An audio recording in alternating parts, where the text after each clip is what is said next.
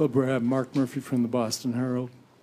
I know that from game one of the season, it's been quite a ride. Sort of ends abruptly. How does it hit you? I mean, every ending is tough, you know, and I guess that's for all 29 teams that don't win it. You know, and no matter how good of a season you've had, the ones that don't end when you win a championship, just, you know, it's going to be a disappointing ending. But it was a pretty incredible run by an incredible group of guys, and you know, an absolute pleasure and privilege to be around them every day. And you know, yeah. Coach on the right-hand side, Amanda. Yeah, Coach, Amanda Fluker at Celtics.com. I know it's a tough pill to swallow, but what exactly did you say to the guys in the locker room and just the fight that they showed all season long? Well, I think first of all, I think, you know, we all talked about being very appreciative for getting a chance to be around each other all year. It was a tremendous group from the standpoint of pulling together. It's just a great locker room, great support of one another.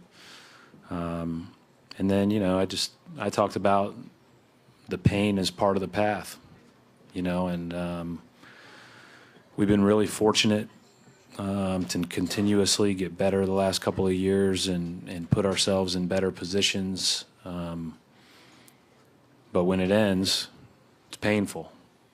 And but that is part of the path. And so we have to let it motivate us. Left side in the middle. Clevis Murray of The Athletic. Brad, just curious, how proud are you of this team to overcome to be resilient, to push the Cavaliers to Game 7 of the Eastern Conference Finals, and just through all the injuries, through all the naysayers, just to prove everybody wrong and to make it to this point? You know what's, first of all, just, I feel just privileged to be a part of it, you know, just to be around these guys every day. And I have a small role to play, and everybody that has a role in our organization plays it really well, and it's a lot of fun to go to work every day. And totally appreciative of the players. They've been incredible all throughout our time here. And but I think at the end of the day, you know, again, I think that this team was the only team that I've been around at this level that I thought we might shoot 36% and win the game. But we just had one of those nights, and I thought the biggest moment of the game was when we couldn't extend the lead in the second quarter. And I just felt like it was, you know, we were in really good shape, and then we just couldn't quite extend the lead. And I thought that added to the probably the shooting the rest of the game. But like, this group was resilient and tough enough to do it anyways, and that's what I loved about being around them every day. You know, when we were, sorry, I'm on a tangent, but when we were, you know, a couple years ago when we were talking about, you know, Danny, you know, puts this whole kind of plan together. It's, you know, we want to be as good and give ourselves as many chances as possible. And when things that are tough happen, we don't want to take big dips. We still want to be incredibly competitive. And this group was like, we had 2 really tough injuries, 3 really tough with Tyson. There's no dip. Like, they battled. They were special. Brad, you said the pain was part of the path. What lessons do they need to take from a game like this if they're in a game like this again? Well, I think that, you know, we'll go back and watch it, as painful as that will be. But I think ultimately, you know, it's not just one game in a 7-game series. It's not just one possession in a 7-game series. You go back and you look at the whole thing, what you could have done better, what you did differently, you know. But that's part of it. You go back and you analyze it, move on. Left side, Chris Gasper. Brad, I know it's really hard to describe everything that could be said about LeBron has probably already been said, but he goes all 48 minutes tonight and delivers the performance that he did. What more can you say about him as a competitor and someone that has to go against him? He's unbelievable, and I think we've played now till May 25th and May 27th the last 2 years, and we started on September 25th, and that's every day, like every day, that you're totally focused on this. And he's gone past that 8 straight times. It's ridiculous. And does it at this level and with the pressure, with the scrutiny, doesn't matter. It's just unbelievable. Our goal going into the series was to make him exert as much energy as humanly possible, and try to be as good as we can on everybody else who are good players. And for the most part, I thought we were pretty good at that. And multiple games now in TD Garden held him under 100. 3 games in the 80s, but he still scored 35. It's a joke. Right-hand side, Paul. Brad, I know you never put any limits on these guys, but was there a part of you that surprised that you made it to Game 7 of the conference finals, considering all the things that happened to you guys this season?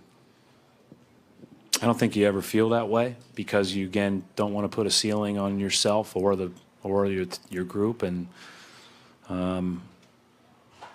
it's funny how the kind of the lens changes when you're sitting up here disappointed.